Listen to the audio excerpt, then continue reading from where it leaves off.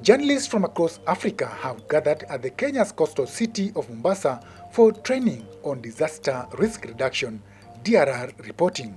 So it's our work to ensure that once we have learnt about what exactly the extent of damage or the impact of that disaster, the economic impact of that disaster, then so what? What have we done about it?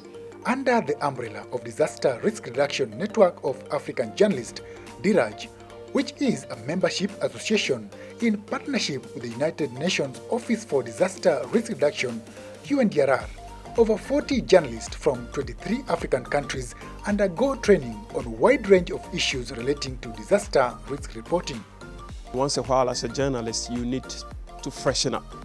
You need to take up courses that will bring you to the latest when it comes to how the DRR program is being implemented, not only on the African continent, but on the global scale. So we are here as journalists from almost 20 African countries. We have 43 of us to share experiences of, from our different countries and our different newsrooms on best practice. How can we report disasters and climate change better in a way that gets governments and citizens to act in a way that will have all of us safe and investments and developments of several years safe. Disaster reporting, especially in Africa, has largely been reactionary as opposed to proaction, with information only following after disasters have happened.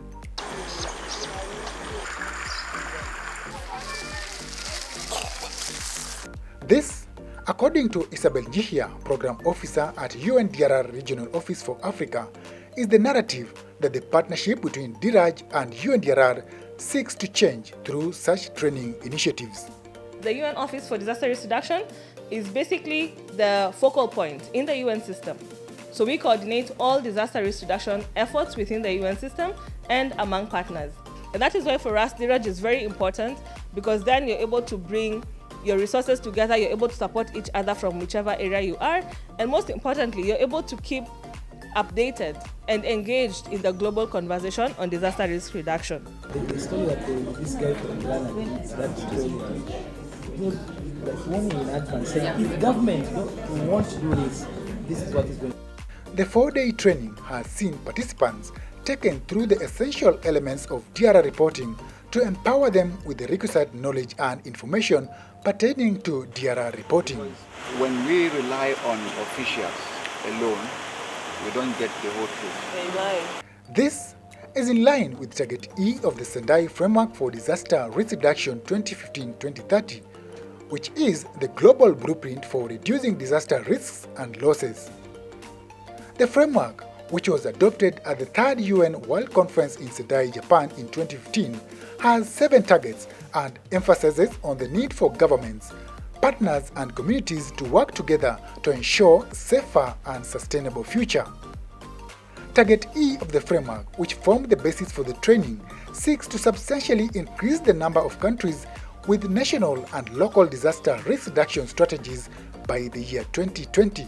The Disaster Risk Reduction Network of Africa Journalists, DIRAJ, the aim is to come together and grow our capacity, professional development really. So this is just one of the several steps that we are taking to ensure that our members grow professionally. It is not just a meeting of journalists. I say we have 43 journalists, but we also have government representatives. And we also have representatives from the UN Office for Disaster Risk Reduction who are, facilitating this, workshop. And the goal is for us to see how both units operate. We want to see understand how the development world operates. What strategies are there at the international level to reduce disaster risks? And how do governments work? What are they doing? How well can we understand government programs, and how can we report them better from that understanding? So it's an advantage for us to look at things not just from the lens of different newsrooms across Africa, but also different governments and the UN system. We can have an introspective perspective better. This training would help us, equip us with the skills and the requisite knowledge that we need to ensure that the proper thing is done to save our lives and also the life of the generation yet unborn. think this training organized by UNDRR and DIRAJ is very, very important and timely, considering how the atmosphere is becoming when it comes to Africa, West Africa, because I'm from Gambia and we're in West Africa, how difficult the situation is over there. So I think also this is going to help when it comes to my ability to push for policymakers in terms of climate change and DRR issues, because most often, traditionally, journalists only report on the situation itself, but do not know how to prevent the situation from occurring. So I think this training is going to help me in terms of preventing the situation from occurring. As journalists, we've been so reactive in reporting disaster-related issues, and it's time that we start looking at being more proactive and ensure that maybe we report these things before they happen, and just to ensure that we raise alert and so that government can take action before a disaster strikes.